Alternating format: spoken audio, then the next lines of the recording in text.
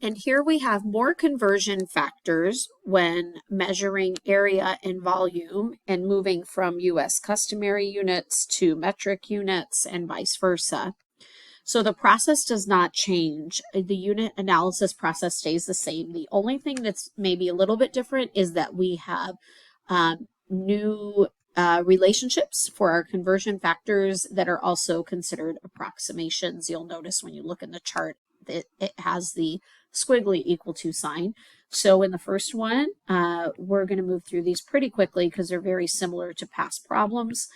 I'm going to convert 20 square inches to square centimeters. So I'll line up my units on the diagonal. If I'm using the information in the chart, I can see that 1 square inch is approximately 6.45 square centimeters. And then I could divide out my units, multiply straight across to get 129 square centimeters. The next one, I'm converting 14 square miles to square kilometers. So I'm going to have square miles in the denominator and square kilometers in the numerator.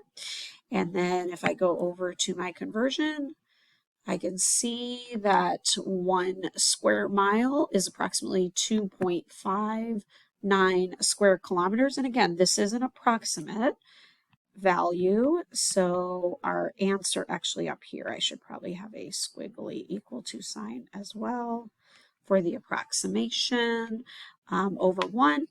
Again, because my numbers are along the numerator, I will multiply straight across for an approximate answer of 36.26 square kilometers.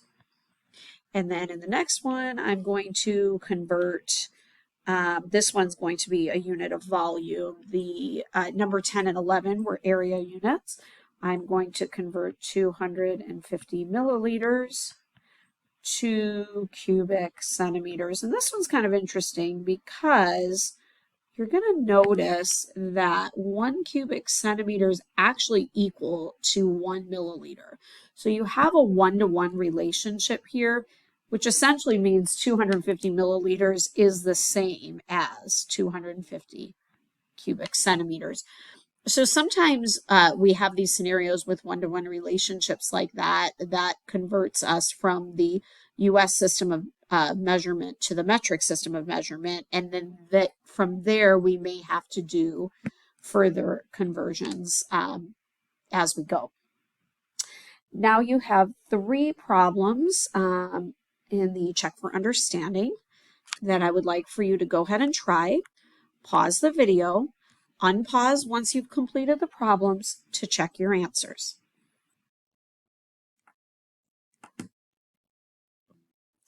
And I just realized that the numbers are mismarked in the video. So these should be the check your understanding number 13, 14, and 15.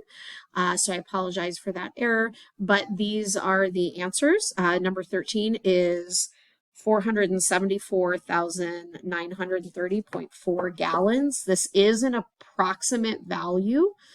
So just something to keep in mind that the answer can vary depending on the approach taken. Number 14, you've seen this problem before, only going from square inches to square feet. This time we're going square inches to square centimeters. You should end up with 5,572.8 square centimeters. And number 15, Carol and Dave are actually carrying a total of 1.5 gallons of water when you do the conversion from liters to gallons. I do want to remind you that you should always show work. I'm not showing work on these, just answers, because I feel that the videos have shown enough here. However, if you have any questions, don't hesitate to reach out if you couldn't come across these answers that we have here.